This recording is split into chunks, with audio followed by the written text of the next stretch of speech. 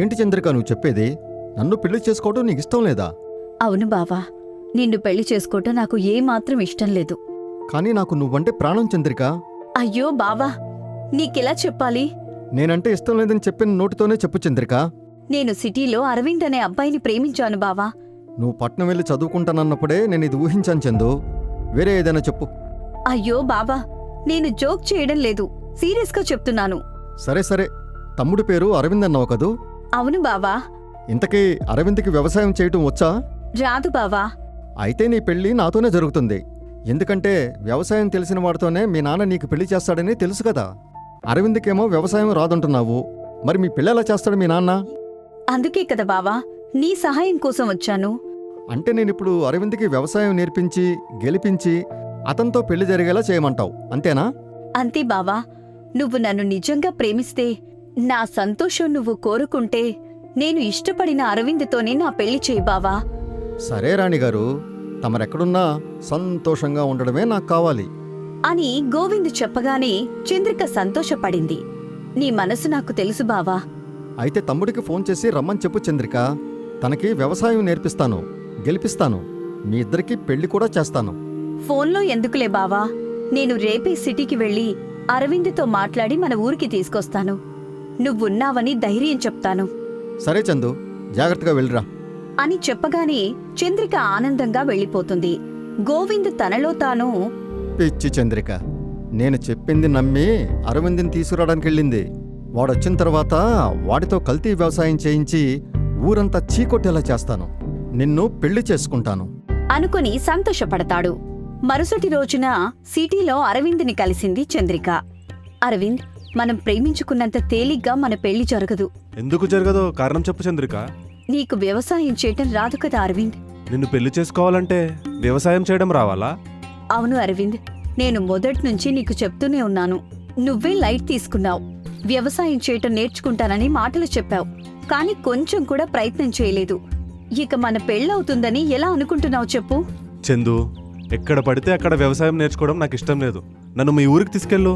మీ అమ్మా నాన్నలతో మాట్లాడి వాళ్ళు చెప్పినట్టుగా వ్యవసాయం చేస్తాను.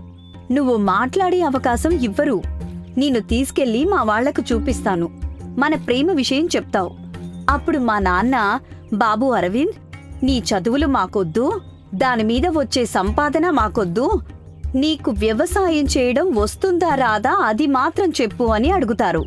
వచ్చని చెప్తే ఏం చేస్తారు చందు? అల్లుడు గారికి వ్యవసాయం వచ్చని ఊరంతా పండగ చేస్తారు. ఒక పొలం ఇస్తారు, వ్యవసాయం చేయమని చెప్తారు. అప్పుడు నువ్వు వ్యవసాయం చేయాలి. అది మా నాన్నకి నచ్చాలి. అప్పుడు మన పెళ్లి చేస్తారు. నీకోసం తప్పకుండా చేస్తాను చంద్రిక. హలో అరవింద్ గారు, వ్యవసాయం అంటే ఏసీలో సిస్టమ్ ముందు కూర్చొని కీబోర్డు కొట్టడం కాదు, చాలా కష్టంగా ఉంటుంది. చందు, వ్యవసాయంలో కూడా కొత్త కొత్త టెక్నాలజీలు వస్తున్నాయి, వాటిని ఫాలో అవుతాను.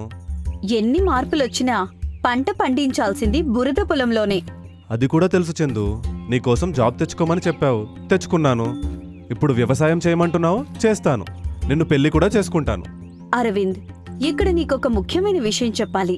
నేను సరిగ్గా వ్యవసాయం చేయకపోతే మన ఇద్దరికీ పెళ్లి జరగదు, అంతేనా? అంతేకాదు, చిన్నప్పటినుంచి నాతో ఆడుతూ పాడుతూ నా మీద ప్రేమని ఇష్టాన్ని పెంచుకున్న మా బావ గోవిందుతో నా పెళ్లి చేస్తారు. ఓహో, నీకు బావ కూడా ఉన్నాడా? మరెప్పుడు చెప్పలేదే చంద్రిక? నీకు ఎప్పటినుంచో చెప్పాలనుకుంటున్న ముఖ్యమైన విషయం ఇదే అరవింద్. మా బావతో పోటీ పడి నువ్వు వ్యవసాయం చేసి గెలవాలి. అప్పుడే మన పెళ్లి జరుగుతుంది. ఒకవేళ గెలవకపోతే? ఏం జరుగుతుందో ఇప్పటివరకు చెప్పాను కదా అరవింద్. నువ్వేం బాధపడకు, నన్ను మీ ఊరికి తీసుకెళ్ళు. నేను మీ అమ్మ వాళ్ళతో మాట్లాడి వ్యవసాయం చేస్తాను, గెలుస్తాను, నేను పెళ్లి చేసుకుంటాను. అలా అరవింద్ చంద్రిక మాట్లాడుకుంటారు. మరుసటి రోజున అరవింద్ను తీసుకుని చంద్రిక తన తల్లిదండ్రుల దగ్గరికి వచ్చింది. రాజయ్య, సావిత్రులు అరవింద్ని చూశారు. ఈ అబ్బాయి ఎవరమ్మా? నాన్న, తన పేరు అరవింద్. మేమిద్దరం ప్రేమించుకున్నాం. మీతో మాట్లాడి నన్ను పెళ్లి చేసుకోటానికొచ్చాడు. ఏమిటే నువ్వు చెప్పేది? నిన్ను పెళ్లి చేసుకోవడానికి మీ బావ గోవిందున్నాడని ఆ అబ్బాయికి చెప్పలేదా నువ్వు? చెప్పానమ్మా, అయినా మీతో మాట్లాడటానికొచ్చాడు. దిల్లున్నోడు, నాకు నచ్చాడు. మరి నిన్ను పెళ్లి చేసుకోవాలంటే ఏం చేయాలో చెప్పావా? వ్యవసాయం చేయాలని చెప్పాను నాన్నా.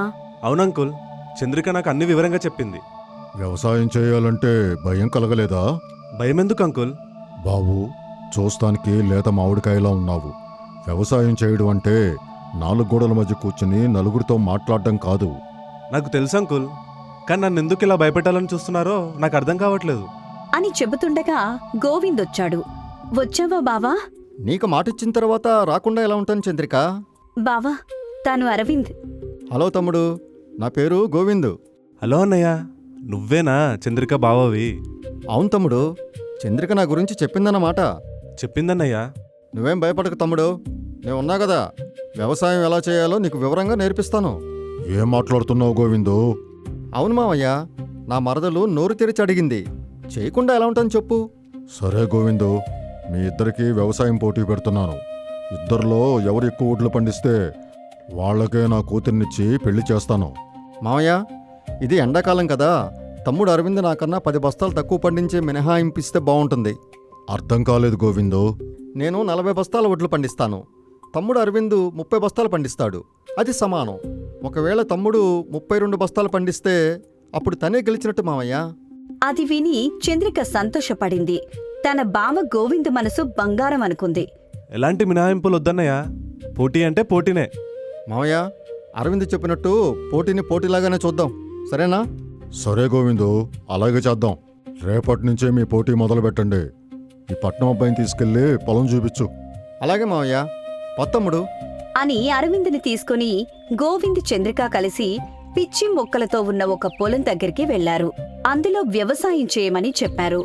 ఆ రోజు నుంచి అరవింద్ రాత్రి పగలు అనే తేడా లేకుండా, ఎండ అని చూడకుండా ట్రాక్టర్ సహాయంతో పిచ్చి మొక్కలను తీసేసి పొలం దున్నుతాడు. ఆ తర్వాత నీళ్లు పెడతాడు. గోవింద్ మాత్రం దున్ని సిద్ధంగా ఉన్న పొలంలో కూలీ వాళ్లతో నాట్లు వేయిస్తుంటాడు. గోవిందన్నయ్య కావాలనే నాతో కల్తీ వ్యవసాయం చేయిస్తున్నాడు. నేను మాత్రం నాకు తెలిసిన పద్ధతిలోనే వ్యవసాయం చేస్తాను అని వ్యవసాయం చేయటం మొదలుపెట్టాడు. రోజులు గడుస్తుంటాయి. అరవింద్ పొలంలో మొలకలొచ్చాయి. సంతోషపడ్డాడు. చంద్రిక చూసి ఇక అరవింద్తో తనకి పెళ్లి జరుగుతుందని మురిసిపోయింది. అలా రోజులు గడుస్తుంటాయి. సహజ సిద్ధమైన మందులను వాడుతూ అరవింద్ చక్కని పంటని పండించాడు. ముందుగా ఆ పంటని గోవింద్ నాశనం చేయాలని చూసినా తను చేస్తున్నది తప్పని బాధపడ్డాడు. అరవింద్ గెలిచాడు. ఊరంతా చూస్తుండగా అరవింద్ చంద్రికల పెళ్లి ఘనంగా జరిగింది. అరవింద్ సిటీ వద్దని ఊరిలోనే ఉండిపోయాడు.